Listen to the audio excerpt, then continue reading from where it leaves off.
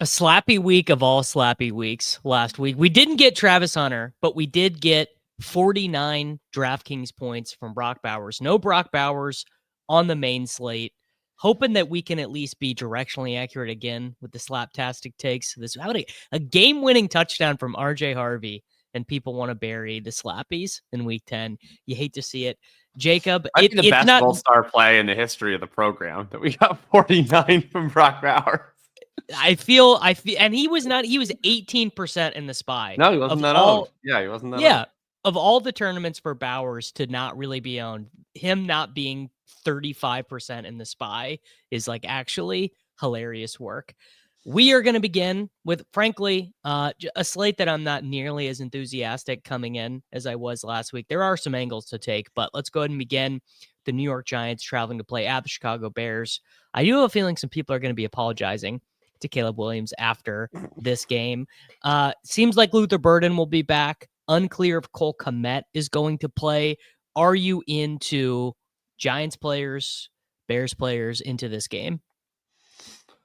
Every time that these two teams play, the only game that always springs to mind is like it was a Sunday night football game, I think maybe a Monday night football game when Jay Cutler got sacked like 14 times or something crazy. Anyway, that's just what always reminds me of these two teams. That's neither here nor there. The Giants defense, I don't get why it's so bad because their pass rush should be very good with Burns and Thibodeau and Carter, but I think their secondary is just trash. Secondary is horrible. Yeah. Yeah. So I probably am decently interested in the Bears. It seems like DeAndre Swift is going to be back this week, which I think kind of takes both of the running backs out of the chalk. And I don't know that I want to play either of them in that scenario. So probably I'll consider a Caleb team. I think I would be happy to get back in on Rome. The Bengals have one good player basically on their defense. It's DJ Turner, the corner. Mm-hmm. And so they can kind of take away number one guys because he's good, but also it's because everybody else is so bad that like, what's the point of throwing in his direction? I'm not too worried about him. And then Loveland, I think I would be comfortable playing Loveland even if Kmet's back. I think I'm just comfortable that like he won them the game. He looked awesome and he is kind of seized the means of production in that offense. Seizing the means of production in that offense. I mean, we've got Roma Dunze's dad tweeting the Odell Beckham stuff, like tweeting out PFF catchable target stuff. I would think that Ben Johnson is of the persuasion that if I want to win this division, if I want to try and make the playoffs, if I want to win a playoff game, I'm not doing it with DJ Moore as my wide receiver one. He clearly does not believe that Luther Burden is ready for this. I mean, Luther Burden is probably even further behind Olamide Zaccheaus after how well Zaccheaus played last week. And I think this actually is one of the few chances to buy a dip on a talented player. These kind of things don't really happen in DFS anymore, where obviously talented guys with good target volume don't get played because they were poor the week prior. He's actually kind of had like a fallow period of like 3 games. He did almost have a touchdown last week, which is something Gretsch has actually brought this up in Ceiling Signals that his contested catch rate, Roma Dunze's, is quite poor. But that could also just be noise. Could just be something that he figures out. Like, oh, I unlocked this one thing. I worked with my coach, my sports psychologist, whatever, and now I'm good at doing this. Very, very possible. I do wonder if there's a little bit of room to grow for Tyrone Tracy. So Tracy stunk last week and was in like legitimately a 50-50 timeshare with Devin Singletary. Singletary got, I believe, the only rush inside the 5-yard line. But the overall numbers... And he got all the series when they got into the green zone. Yes, but the overall numbers of the distribution of touches are a little skewed because Tracy got rolled up on in the third quarter and basically just didn't play after that when the game got kind of out of hand. So Tracy was still ahead in like total snaps, route runs. And the Bears defense is not very good. You know, Bears defense bottom third in the league in terms of EPA versus the run. Dart is going to be chalky again, which is like, you know, I guess it is what it is. This guy is just put on this earth to score fantasy points. Jackson Dart's like he gets the rushing touchdown. Dable, I mean, maybe most importantly, Dable just does let him get points in garbage time. A lot of coaches would not let their rookie quarterback do that. But he's like, yeah, man, you want to throw a touchdown to Gunnar Olszewski as time expires? Jackson, you go ahead and do that. So I am pretty in to Mr. Dart. A game that I actually wish was not interesting for fantasy, but sadly, I think it is, despite the insanely low total, the Cleveland Browns and the New York Jets. Yeah, I agree. What's up with Breece Hall? Is he just going to be rested with depression-like symptoms? Is he... I mean, the other thing is, he's clearly auditioning for a contract now at this point because he will not be returning to the New York Football Jets. Oh, I think it's actually the complete opposite. Yeah, hit me. Well, if the Jets were actually going to not employ Breece Hall next year, they would have just sucked it up and taken the 4th from Kansas City. Okay. Because if they let him walk, the best they can do is probably get a 5th comp pick based on what his expected salary would be in the snap rate, and that would apply in 2027. And then to even get that, they would need to be non-net spenders, which they probably will be because they just gutted their entire team and they have like a bazillion dollars of cap space. So they probably wouldn't even get a comp pick for losing Breece at all if they spend up on other positions. So I think that if that was what they had decided, like they would have just ultimately taken the pick. It's not like they're trying to do anything for the rest of this season. Clearly, they just traded their 2 best players. So I view it as the 3rd was what they would have needed because they plan to tag him or extend him. Now, he might not have any interest in re-signing on a long-term contract, but I think that they will tag him against his will. That is so dark for Breece Hall. That's so dark for just kind of honestly everyone involved here. I do like him as a play because he is one of the few guys who's like scheduled to get 19 touches this week that the field will again not have very much interest in playing at all. Quinshon Judkins is going to be stone chalk here. The Jets just gave away like anyone with a pulse on their defense. The whole tenor of conversation around the Jets is this is a dead man walking team. You know, Aaron Glenn's a dead man walking. No one on the defense anyone who's like on the roster. Basically, the rest of the league decided like you're too shitty for us to even want to trade for, which is very funny. So I this is a spot where like we were all over the Judkins chalk against Miami. He kind of ran hot to get there. Was it 26 points with 3 touchdowns? But Correct. He's going to get 22 carries. Probably like I'd be curious to pull up our back end and see how many targets. I bet like 0.7 targets or whatever. Yeah, they do not use him on passing downs at all. But no, you know, I think this is just kind of Chubb. He's Nick Chubb all over. He's again. Nick Chubb, but he's $6,500 Nick Chubb as a 2-point road favorite. How bad do you have to be a 2-point dog at home to Dylan Gabriel and the Cleveland Browns? Well, that's what I was gonna say. I mean, I think you could even play Cleveland passing attack if you wanted to. The plan without Sauce, without Quinn, like this defense has been bad anyways, and they just traded away 2 Pro Bowl caliber players. So, I mean, they might be like up there with the Commanders and the Cowboys now in terms of the worst defenses in the entire league. Not to mention the lack of They weren't any good before. We think of the Jets as being a good defense. Like there was that quote going around, like the Jets just dismantled the top 5 defense. And then you look at the results and you're like, this is in the same territory as the Dallas Cowboys, despite having all these good players. Yeah, they were a crappy defense. They were not a good defense since like 2 years ago. And yeah, they've been a bad defense all year. This year, they're about to now be one of the worst defenses in the league. I highly suspect. So, I mean, I don't think I'm going to play Dylan Gabriel himself at 4,400, but like I guess you could do worse. I definitely would play the Plannin. I think I would also play Njoku at 3,200 is like totally acceptable. And me and Leone will be the only 2 people in the field that probably have a Jerry Jeudy lineup. No, I actually think that if you are going to be a serious person about the activity of daily fantasy sports, you can't not at least be Jerry Jeudy curious this year. He leads the entire National Football League in routes. Actually, after their bye week, it's probably just routes per game.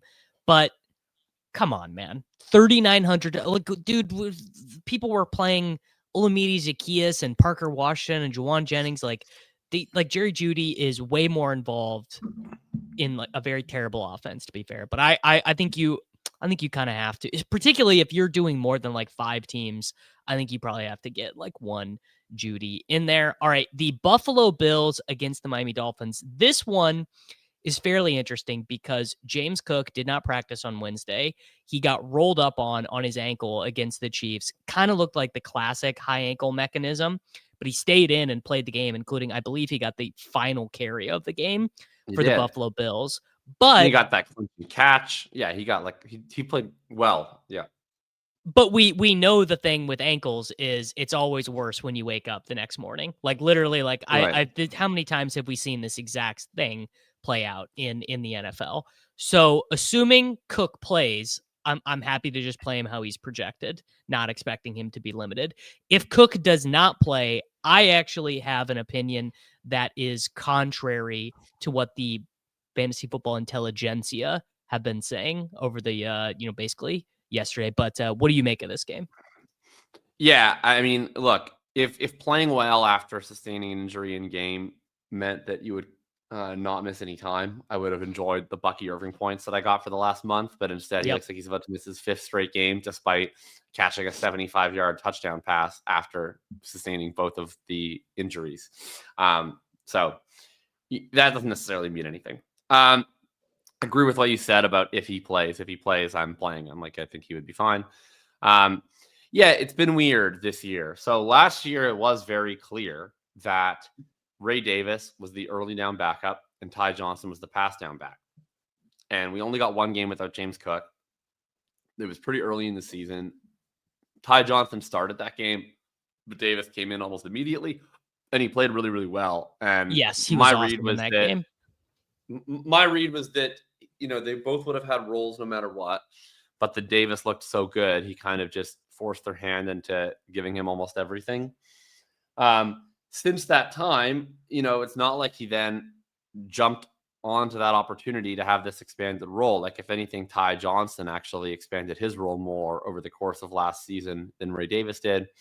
And this year, interestingly, even if you exclude third downs, 2-minute drill, like the stuff that you would think is clearly Ty Johnson territory, he still actually has more snaps than Ray Davis.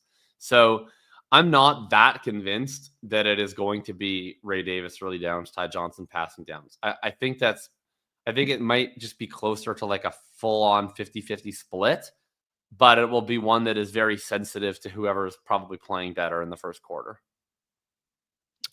So I think the hot hand, like whoever is running better, is a big part of it.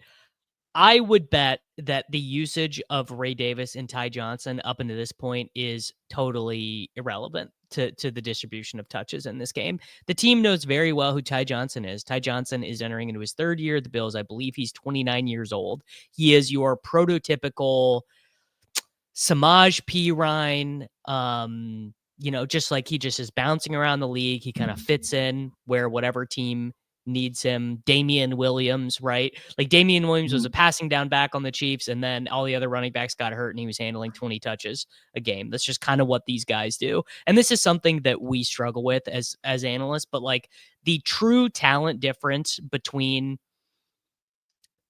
a running back 5 on a practice squad and our favorite, incredible rookie is so small, right? It really is. Now, like the true elite guys, it's different. I would bet Ray Davis actually gets the first carry, and I would bet that Ray Davis probably gets the second carry. I think that what the Bills have done is actually kind of a classic recategorization of the roles where the running back 3 is the running back 1's backup, and they put a little bit more on the plate of the running back 2, which is what Ty Johnson has been, because Ty Johnson has played more snaps and a higher percentage of the snaps for the first 10 games this year than he had last year. Mm-hmm.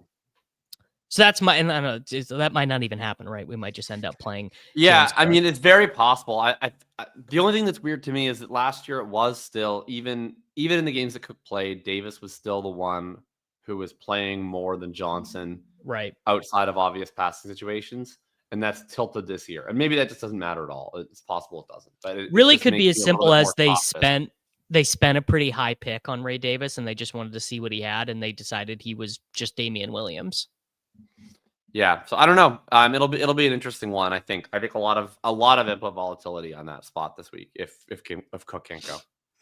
So A-Chain is this mega value, right? Buffalo's so bad against the run that it even tilted Kansas City to the run. They're like literally, I think, 31 out of 32 in terms of EPA per play against the run. They allow all these explosive rushes, like yada, yada, so on and so forth.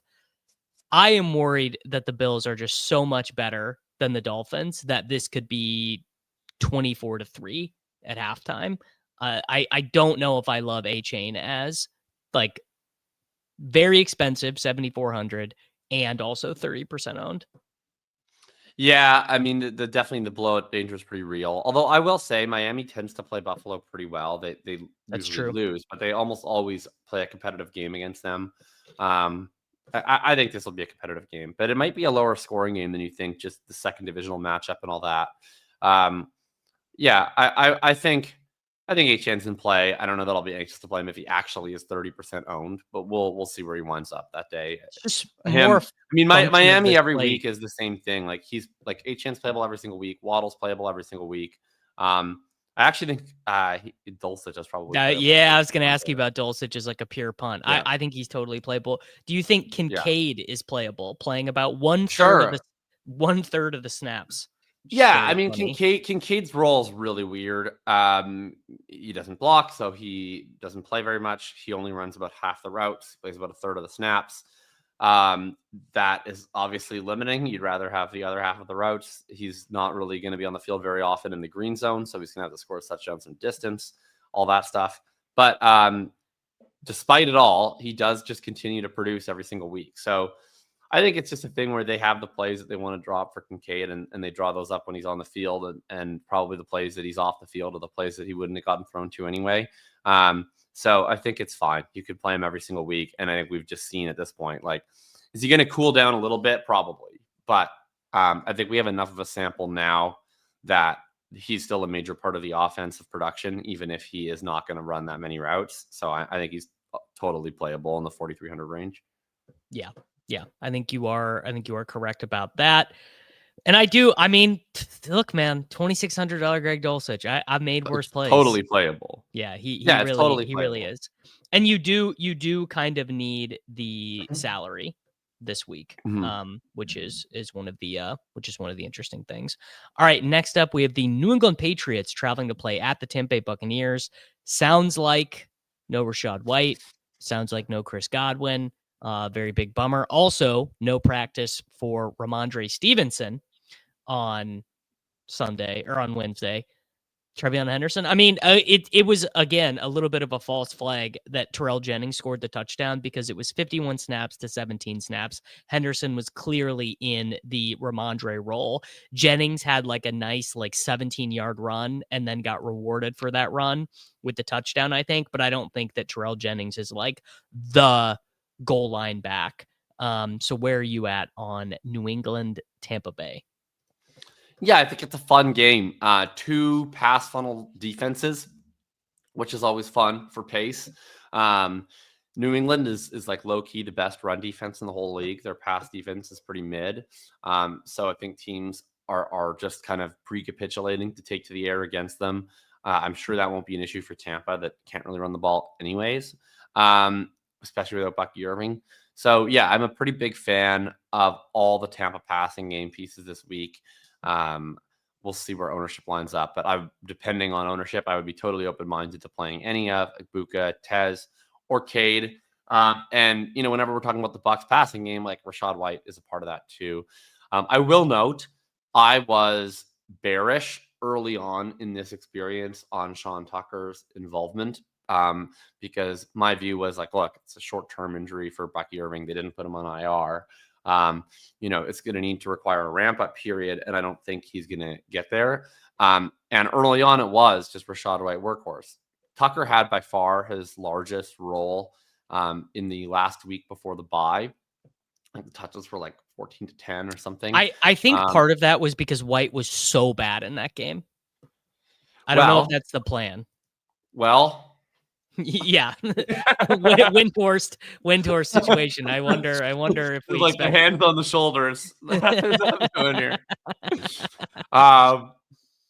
So and then they have a bye week. And I don't know. I mean, who knows what's going on with Bucky Irving? Is he back next week? Is he back this season? Like, I really have no idea at this point. I mean, literally, no one knows. Nobody knows, right?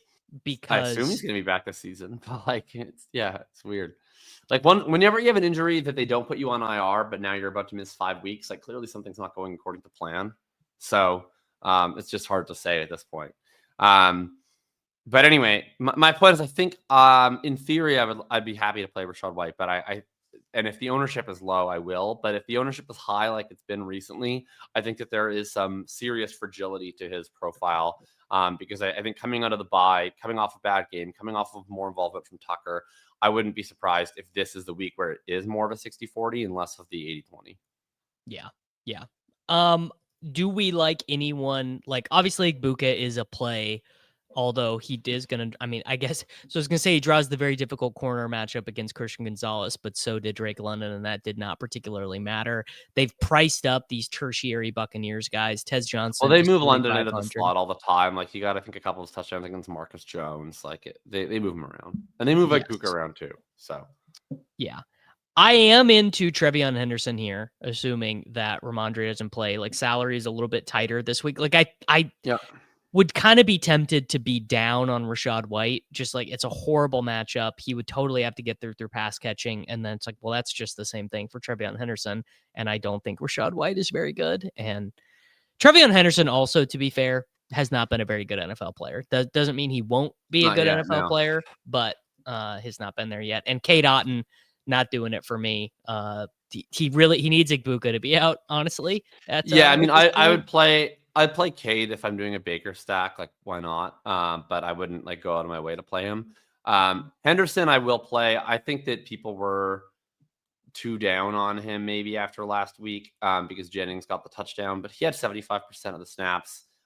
He did lead in carries. I know by not as much as people wanted. He still had 14 carries and 6 targets. Like, if you had told me before the game, would you sign up for 14 carries and 6 targets? I would be like, yes, I would sign up for 14 carries and 6 targets. And he had a series where they got inside the 10 and Henderson stayed on the field. So I don't think it's like they get inside the 10 and they take him out immediately. He had just played plenty on the drive that Henderson got that touchdown. I do think, like, if they get to the 1, they're probably going with Terrell Jennings. They had subbed him in initially for a short yardage play, but do I think Henderson could score from the 6-yard line? Like, absolutely. I think he could. So I'm definitely interested in playing him at 5,600, assuming there was no Ramondre Stevenson. Yeah. I'm with you there. All right. The New Orleans Saints, sans their best player, because they traded him away to the Seattle Seahawks, are now going to play against the Carolina Panthers. The Panthers, a trendy survivor pick this week. I mean, I think you're taking your life into your own hands if you do that. They are 5.5-point favorites at home here. I don't know if there's an ownership at which I would not want to play Rico Dowdle. I think that Rico Dowdle is this week's Monungai, where he's going to be projected to be 35% owned. His actual ownership is going to be 65%, and I am happy to eat that. Yeah. I think I don't know. Like, I don't understand when Rico transitioned into Adrian Peterson. Like, even last year, he was way better than most people expected, but he wasn't this good. He was not this good. And like, it's just crazy that he's become this completely unstoppable force where like Carolina runs the ball on every single play and everybody knows it and they just can't stop Rico Dowdle of all people. It's weird. The only thing I can think of is like the Peyton Hillis season. As a comparison in terms of just this like kind of random running back becoming this folk hero who's just the MVP of the NFL apparently. Yeah, I would play Rico at 6,300. Like, why not? Tyler Shock sucks. I know that's shocking, but he's really bad. So I would like to play Chris Olave, but it's just difficult. Jawan is probably the Saint that I'd be most inclined to play. Obviously, the target tree is just going to be those two guys. Yeah, Chris Olave is going to project like crazy. I don't know. I don't know if I'm really that. If it was Rattler, I would be happy to do it. But I don't know about the Shuck demon. Give Shuck some time, bro. He apparently got smacked in the face so hard last week that his entire face went numb, and was then playing through the rest of the game through that. So I don't know. Do you have any interest in Tedroy McMillan, 5,700 DraftKings dollars? Can't do it. Can't do it. I really wish that I could do it, but I expect Carolina to win this game, probably to win it somewhat easily. And they know that Bryce Young is terrible. They're riding this Rico thing as far as it can take them. I mean, if you ask Dave Canales, like, how many passes would you like to throw this week? The answer would be like 13. So I just don't know that Tat has that much of a ceiling in this environment where Bryce Young is bad and the passing volume is miserable. Yeah, they would have to get above 30 throws, which they seem like pretty significant dogs. Which that would require them falling behind significantly at home to Tyler Shock, which, I mean, anything is possible. Anything is possible. Yeah. Anything is possible there. All right. God, just a discouragingly low total, man. How depressing. Jacksonville at Houston, 37-point total. Get Brian Thomas Jr. with the high ankle. Maybe he'll play. Maybe he doesn't. I would bet he probably would not. Jacoby Myers, 4,800. Parker Washington, 4,700. Christian Kirk is 4,100. Nick Chubb did not practice on Wednesday. Probably just a veteran rest day. But if Nick Chubb did not play, I would be into Woody Marks even in this total, because I would expect him to catch like 6 passes or something in this spot. I don't know. Jaguars defense not very good. I guess Davis Mills is starting, but oh god, this game, man. This game is going to stink. The first time these two teams played, it completely stunk. They're now on the second divisional matchup. Both of their offenses are significantly more imperiled than they were then. There's no Hunter. There's probably no Thomas. There's no CJ Stroud. I won't click a player from this game, to be honest. I'm going next on this one. Yep. Yeah, seems legitimate. I may be a little bit interested in Parker Washington. He was like, yeah, that's true, but he's got a big salary bump. But yeah, he's fine. He did. I mean, he was dominant last week, yeah. and ethical hooping too, not bullshit like slants and stuff. Yeah. Oh, I will note on Parker. So I thought that they would probably want to play Jacoby in the slot when they acquired him, but that's apparently not the case. They're going to play him outside. They're going to play Parker inside. That makes me definitely more interested in Parker of the two for the rest of the season stuff. I would project Parker above Jacoby this week. So yeah, I guess like Parker's fine. And I don't know. I think I'll still be Charlie with the football a little bit with Nico Collins. I'll never fully take him out of my player pool, but yeah, not a game I'm excited to play into. No, me either. All right, a game I am very excited about, particularly given how much more competent the Vikings offense looked last week. The Baltimore Ravens traveling to play in the Dome. Minnesota Vikings. Basically, every game that Baltimore plays right now is a playoff game. Like they cannot be dropping these games. Lamar Jackson is $6,800 in a dome. Zay Flowers is $5,900. Derrick Henry is $68. Jefferson actually got a little bit of a price hike. I'm looking to this game like up down. I think you could use like 4 or 5 players from this game in one lineup. What do you think? Yeah, it's going to be a fun one. I will continue to say I think that Baltimore's defense just continues to be underrated because of the early season stuff when they were bad, but they didn't have Hamilton, they didn't have Humphrey, they didn't have Smith. They have all those guys because they're all pro level players. Well, 2 of them anyway. And so I think that people continue to underrate their defense. But their offense should be fun, and Minnesota's defense is just so high variance. I mean, you can have weeks where they have a great game plan like they did against Detroit this week and just blow up a game. But they're also, very prone to giving up big plays in certain spots. So I'm not that afraid of playing into them. It really, again, I think this game comes down to what you think of JJ McCarthy. And I don't feel like we got that many answers last week. Like, he started the game really hot. He then did basically nothing for the rest of the game after those first 2 drives. They had 1 other touchdown off of a short field.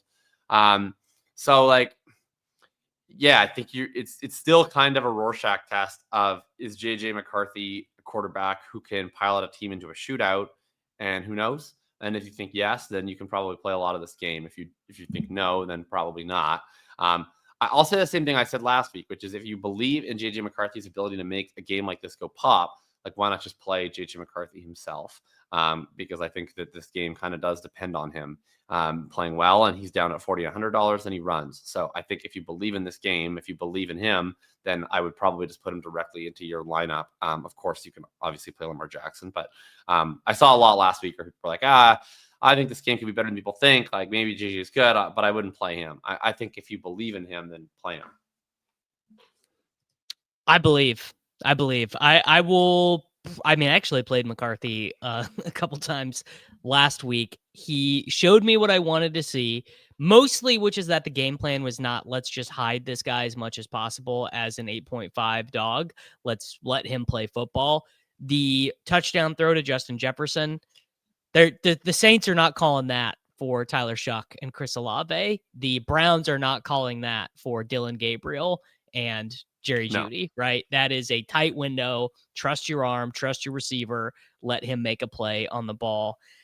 And God help me, man, the big dog with Lamar back is just a totally different experience for him getting to run the ball. Lamar did not look very good against the Dolphins on Thursday night in terms of his mobility. He's now had, 9.5 more days to rest up his hamstring injury. Probably honestly was marginal for him to play in that Dolphins game. And they were like, all right, whatever, like we need to win some games. So you should play this game. Feel a little bit better about the recovery here. I think you can play Lamar and Henry together. Probably my favorite thing to do in this game is Lamar, Flowers, Jefferson, build from there. It's going to be very unique. Jefferson will not be played, right? He had some signs of life last week, but just the overall tenure of like the last 18 months of Justin Jefferson is, yeah, he's really good, but for whatever reason, the Vikings just don't want him to score as many fantasy points as Jamar Chase. But I'm pretty in, and I think you can do the same thing, Flowers, Jefferson, but with JJ McCarthy as well. Yeah, totally. All right. Arizona, Seattle, weirdly going to end up being a super chalky game due to a confluence of factors. Mostly Marvin Harrison Jr. playing well on national television is a big part of it. Jacoby Brissett starting at quarterback. He is 4,600 DraftKings dollars. He actually, of all the guys to just be owned because they're not Kyler Murray, it's just very funny. We have a very passing familiarity with Jacoby Brissett's work. We have a large sample of it. He's really just kind of just the most average guy in existence. Yeah, but he's like a cardboard cutout quarterback, but that's actually what you need, it turns out. You just need to be taller than 5'9". Kyler didn't ask to be 5'9". This is a different show. It's something else to talk about. JSN, just like giga mega. I guess the thought I would have is Darnold going to get pumped in ownership because everyone saw him have that first half against the Commanders? Because they still are not a super high volume passing offense. I think the answer is yes. I think whatever Darnold's ownership would have been in this spot after that game was on national TV, multiply it by 50%. But what do you think about Seattle, Arizona? Yeah, I think it could be a potentially fun game. The Jacoby stuff is funny. It's just another example, I think, of the archetype of quarterback where the league was going 5 to 7 years ago, and now it's just very different. Mm-hmm. We had this era where it was the spread era, and just a quarterback like Kyler, I think, is a better fit for that era. And you have a coordinator in Drew Petzing who is not that. He wants to play in 12 and 13 personnel. He wants to play under center. He wants to roll out. He wants to hit his dig routes, timing over the middle. And that is what Jacoby Brissett can do. That's kind of back into vogue now. And it's made guys like Jacoby Brissett, guys like Joe Flacco, look better in this version of the NFL than they did a while ago. And it certainly, I think, made guys like Kyler Murray look worse, where you have to build something around him that's kind of going against the current NFL meta. I think Jacoby will do enough here to probably keep them competitive-ish. That will help the Seahawks. JSN at 8,600 is obviously a really extreme price tag. He's earned it, but it makes it a little bit difficult to play at that cost. And then I will note, I would say I'm 92% sure this is nothing. because I'm so scarred from this season. But Ken Walker's role last week was actually a lot better than it had been. He had over 50% of the snaps. Charbonnet was down to 38. That was the widest split they've had all year in Walker's favor. Walker also was getting green zone touches over Zach Charbonnet. Not saying that's like he's their goal line back, but they were no longer doing the thing of subbing him off the field every single time they got inside the 10. He ran more routes than Charbonnet for the first time. So it's just something to monitor. At 5,300, with people probably wanting to play Darnold and JSN, I will have like at least one Ken Walker lineup. I don't know if I'm going to go as far as Gold Star playing him, but I will play him once. He is very good leverage. Yes. The thing with Walker has always been, did he score a 57-yard touchdown in a game? If so, and he hasn't done it yet, and I think it's coming. I don't think that's like gone. Yeah. I will do some Marvin Walker minis for sure. So I was about to say I just want a gold star play, Marvin Harrison Jr. I am concerned that Marvin Harrison Jr. is like a really fun, like kind of edge play at 8%. I think he's gonna get steamed super hard. He's gonna get mega steamed. You're gonna get into the spy, and it's like, oh my god, Marvin Harrison Jr. is 24%. It's like, what do you mean? I didn't foresee this. Everyone got to. I thought no one had YouTube TV. I thought no one watched this game on Monday night. I thought no one was able to realize that Marvin Harrison Jr. got a bazillion targets, but sadly, everyone did realize that. Would you play Jacoby Brissett, Trey McBride, Marvin Harrison Jr.? Would you play that cadre of them? I don't think so, but you could. I don't know if like I usually only play like 3 to 5 lineups each Sunday. I don't think that's going to be one of them, but I think it's like a totally reasonable lineup. Oh, I'll also note I'm not playing any of these bums, but like Amari DiMercato kind of took over the running backfield over the course of the game. So if you were to play a Cardinals running back, he would be the one to play, even though Bam Knight started. But like, get out of here with that.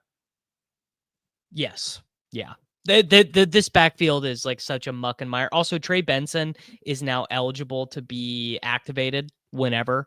I don't know if he'll be back. They asked Gannon about it, and he gave the least clear answer possible because he is Jonathan Gannon, and he is the coach of a pathetic team, but he talks to the media like he's Bill Belichick, even though he isn't.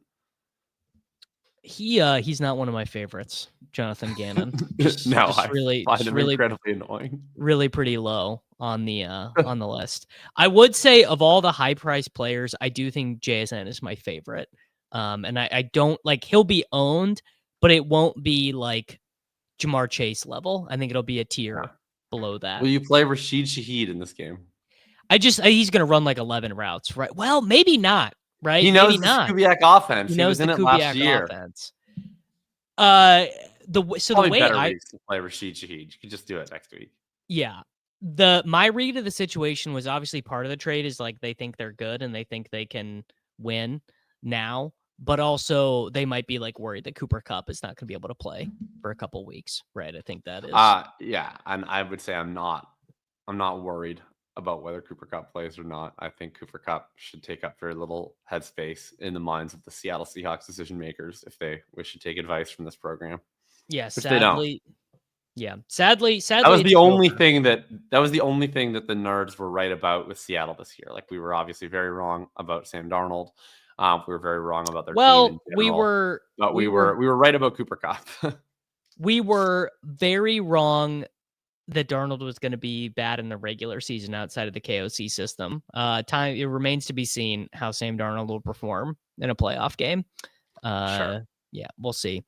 All right, a game that could have been very fun is sadly not going to be nearly as fun. The Detroit Lions traveling to play at the Commanders, just like a total Walking Dead zombie-esque Commanders offense.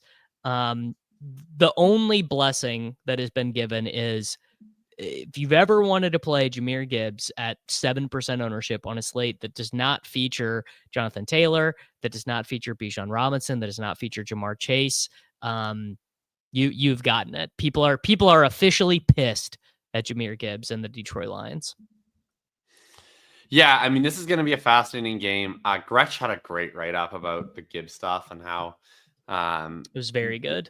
how Minnesota devised this game plan to keep him in for protection. And yeah, I'm not worried about Jahmyr Gibbs at all, even though annoyingly I played him in my best lineup last week. So I ended up min cashing despite having a sweet Brock Bowers lineup. Yeah, I think it's this game. I mean, Washington's defense is horrific. And they're not going to do anything on offense, I don't think, with Mariota. So literally this game is just like who gets the touchdowns for Detroit before they pull all of their starters in the fourth quarter. It's probably the notable issue with this game. I will definitely want a Lion in every single lineup. I don't know that like you even need to be that discerning because I think every single Lion has a matchup advantage in this game against the Washington Commanders. So I'll just basically look at the ownership on Sunday morning and try to figure out who I think is the best projection play relative to that. If I had to guess right now, I think just based on the failure last week, that Gibbs is going to be a player that I think gets a little under-owned for what we know his ceiling is, and I'll probably jam him. But Amon-Ra is an awesome play too. You can definitely play Goff and double stack it. Laporta is great. I mean, look, if you want to play Jameson Williams, live your truth too. So they were not able to get Jameson Williams going last week because I think they thought that was going to be an easy game. Very late once the game was out of. Well, they didn't get him going. He got himself going. Like he made that play. It wasn't like end around like screen bullshit. It was just like, all right, well, this is the play. We actually drafted you to make it. This is the play why we gave you $86 million or however much money we gave you. This would be a game where they actually could afford to waste a couple plays trying to get Jameson Williams some counting stats. Although speaking of Gretsch, he did note the same thing I noted, which was the way Jared Goff talked about it when asked was, yeah, it sucks for Jameson Williams, but we're winning. Not it sucks for Jameson Williams, and we're going to make sure to make this right. Yeah, exactly. Yeah, I think you can play Montgomery, which normally I would say you can't because there's not enough meat on the bone. You definitely can this week, but my gold star play is going to be Jahmyr Gibbs, assuming under 10%. This is just like all time. Like let this dude run downhill. He doesn't need to catch a pass in this game to smash. He just is going to be out. Like one of St. Brown or Gibbs is going to mega smash, and St. Brown is like going to for sure be more owned. So I feel pretty good there. I'm not playing any Kami. I'm not playing Mariota. I'm not playing Bill. Bill could have been a very good pick, but he wasn't. It's just how she goes. We didn't know Jaden Daniels. I'm not as down on Bill rest of the season as you are. I mean, he's just an early down running back, so they've gotten blown out 3 straight games, and you don't score points if you're the early down running back. I don't even think it's blown out. That being said, they're going to get blown out in this game, so whatever my Bill optimism is, it's not carry over to this week. Yes. Yeah. I think that's some more level-headed take. The Los Angeles footballing Rams are traveling on the road to go play in San Francisco. Very high total for this game. Believe it is the second highest of the slate, 49.5. You've got Puka, who's probably going to be active after that injury last week. We are going to do the will they, won't they on Brock Purdy for the 19th consecutive week. Juwan Jennings is banged up, but gonna play. Look, Juwan Jennings was on pace to nuke the slate last week, and then the Giants just could not do anything. I don't really know what that was, but I'm super in to Jennings, obviously super into McCaffrey. I suppose the question is, who do you prefer, Puka Nacua or Jackson Smith and Jigba? Yeah, I think I prefer Puka just because I'm more confident that this game is going to be competitive the whole way through, I guess. But I mean, I love both. I love both a lot. So yeah, I would do a lot of Puka this week. McCaffrey. I mean, the issue is it's going to be really hard to build lineups with both. But I guess that's something to try out over the rest of this week for sure. Those are probably my 2 favorite plays in the game. I mean, we saw Kyron really take advantage in this matchup through the air. It was kind of the only week we've seen him have like this really, really strong receiving role. I'm curious if that's something that they found like in the game plan or if it was just something that kind of emerged over the course of the game.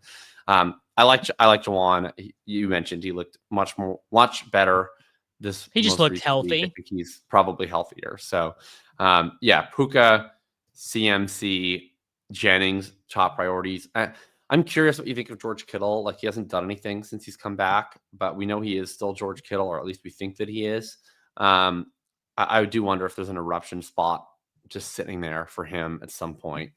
But I want people to not play him, and people seem to keep wanting to play him despite not having seen anything, and it makes me less interested in forcing it. I mean, yeah, the eruption spot is absolutely there. It's just not going to come in any way that is predictable. I mean, he hasn't even really been earning targets. Like he's just been kind of he's like getting fewer targets per game than Jake Tonjes was playing the same role. I do prefer Jennings to Kittle for sure. Now, if Kittle, like, so the projected ownership, this is like obviously early in the week type stuff, but 17%, I mean, he's basically unplayable. If he's 8%, he is much more playable. Tight end is very interesting this week because there's really only one good play, and we kind of skimmed over it, but it's Trey McBride, and then it is just a bunch of dudes. So just a bunch, like just dudes from Greg Dulcich up to George Kittle. It's just a bunch of dudes who are just kind of there, and whichever one of them scores a touchdown, do whatever you want. If this game is like in any way a sequel to the first game that these two teams played, it's very interesting because that was an awesome game. That was the Kendrick Bourne explosion game. That was like a huge volume game for everyone involved. And this is your weekly time to explain the Blake Corum, Kyren Williams split, as that's just the way she goes. Yeah, I mean, it's a legitimate split now, basically every week, but I bet it leans more towards Kyren in a crucial divisional game than it does on an average week. I would guess we see more Kyren than usual. I think he's an interesting play. Like, I will never make Kyren Williams my gold star play on principle. I hate that man, and I want bad things to happen to him. But I think he's a good play this week at DFS. Huge, not that I'll ever do it. Huge University of Michigan and Blake Corum fan, Jacob Sanderson. You heard it here first. All right. I don't even really care about Blake Corum one or the other. Just hate Kyren Williams and just wish nothing but the worst for that guy. He's like one of the few things I got right this year in terms of like sometimes you just got to boom it up. He's been fine. He's been fine. How good he's been. That's the thing. A fine pick. Go back and look at the third and fourth round of your drafts and see how many guys are either injured, out forever, or just like downright bad. Just like guys who are on the field and useless, a la Xavier Worthy. Okay. The DraftKings lineup build, entering this into the Millie Maker, the $20 Millie, of course, if we win $1 million, giving away $10,000 to one of you guys who is a commenter on this video. And Jacob, I will give it to you for the first selection. Well, look, the guy that I probably was most excited to play was already your gold star play. So you get the gold star nod, but I'll put him into the lineup. It'd be Jahmyr Gibbs. It's really phenomenal. I just don't think, like, particularly because Cook is $500 less, assuming that Cook plays. I really think this is a classic spot where he finds himself squeezed in terms of ownership. I am going to select Jackson Smith-Njigba, who I think his proximity to Puka, even if Puka is a better play, that ownership discrepancy is going to be like 40-20 or something like that. So I'm shipping JSN. We are going to have to find a way to save some money, but I think that we can do it. So we have just put in two very expensive players. I'm going to do some salary relief here. I'll go with 3-leg Greg Dulcich. Wow. It's beautiful. It's beautiful, and I like it. I think it's strong. I think it is well guided. He ran a bunch of routes. We saw Darren Waller. I mean, is Greg Dulcich scoring 12.7 PPR points against Buffalo any more improbable than Darren Waller coming off the couch after releasing multiple diss tracks against his ex-wife, Kelsey Plum, having not played football in 2 years and then scoring 4 touchdowns in 3 games? Me personally, I don't think so. I really don't think it is. I am going to do something that you're going to hate, I assume. I'm going to take Caleb Williams. I think Caleb Williams is very strong. I'll leave it up to you if you want to take Rome, if you want to take Zacchaeus, if you want to take your actual least favorite player in the NFL, DJ Moore. I think he's totally fine to play solo. I don't think there's anything. He's scrambling. I mean, last week, Caleb was a part of a lot of winning lineups, and would have been a part of winning lineups even if Loveland didn't get that touchdown at the end with like an egalitarian distribution of targets. Okay. Let's figure out who the hell to play now. Well, we already did JSN, and look, the ownership hasn't spiked yet, so why not? Let's take Marvin Harrison Jr. I love it. I'm gonna slot in a cheap defense just so we know what we're working Look, with. Marvin Harrison Sr. was right. He was like, this offense stinks. Kyler stinks. They don't throw him the ball enough. They should throw him the ball more. And then immediately he was proven correct. Immediately, like first drive Marvin of the Harrison game. Sr., murderer and knows ball. Yeah. I'm going to take the Jaguars defense against Davis Mills just to save us some salary. And you know what? I'm trying to think if I want to try and save. You know what? I'm actually going to put Trevion Henderson in. Look at that. Look at you. We have R. Yeah. Well, 50 we have 5600 left per slot for a wide receiver and a flex. I'll note, by the way, like, is there a player, like, it's one thing if, like, Roma Dunze's dad is, like, on Twitter being a goofball, but, like, is there any dad in sports that would be more terrifying if you're, like, the quality control coach for the Arizona Cardinals offense and Marvin Harrison Sr. is mad at you? Like, not only is he one of the greatest players of all time, but, like, he might literally shoot you. So, like, you have to be quite concerned about how you're using his son. I will play Tez Johnson coming back from Trevion Henderson, and I will leave you plenty of salary to fill out the flex with whatever position you prefer. Tez Johnson. I'm trying to figure out how rational. Can I nominate Juwan Jennings instead of Tez Johnson, or do you feel like do you actually feel strongly about that? If you feel strongly about it, I feel pretty good about Tez, but we can play Juwan. No. If you feel good about it, that's a bring back, and then we can put Quinshawn Judkins, a chalk play that both of us really like, in the flex. Caleb Williams, Jahmyr Gibbs, Trevion Henderson, JSN, Marvin Harrison Jr., Tez Johnson, Greg Dulcich, Quinshawn Judkins, and the Jags D could improve that defense if we wanted. We could also play Olamide Zaccheaus for $3,600 instead of Tez Johnson and play a more rational tight end. But this is what we're doing. We're slapping our yes, we are. All right. Jacob, tell the people what they have thinking this week, and then we'll get out of here. Kind of less of a specific fantasy post this week for the midweek post. I wrote mostly about the Sauce Gardner trade, and kind of applied it to Dynasty in terms of your strategy on thinking about when to go all in and when not to. What factors influence that? Talked a lot about the Maple Leafs in that post also for my hockey people. And I did touch on the offensive trades as well. We'll have the usual Hitchhiker's Guide up on Saturday morning or Friday night. And my athletic trade tiers article was last week. So I guess it's slightly outdated, but for the most part, it would still be the same as what I would have had it as last week. And then I guess are we likely going on hiatus? Should we address that likelihood here? Yes, very unlikely that this show will be on the air next week, the week after, and potentially even the week after that, because I'm about to take paternity leave. I will keep you abreast of all of those details. Yes, Patrick Xavier will be joining the land of the living relatively soon. So you're gonna have to go get your seal tinted DFS analysis elsewhere for that time. Everyone make sure to like the video, subscribe to the channel, and Jacob and I will be back with you at some indeterminate period in whenever you're back. I'll be back alongside you. So beautiful. Later, everybody.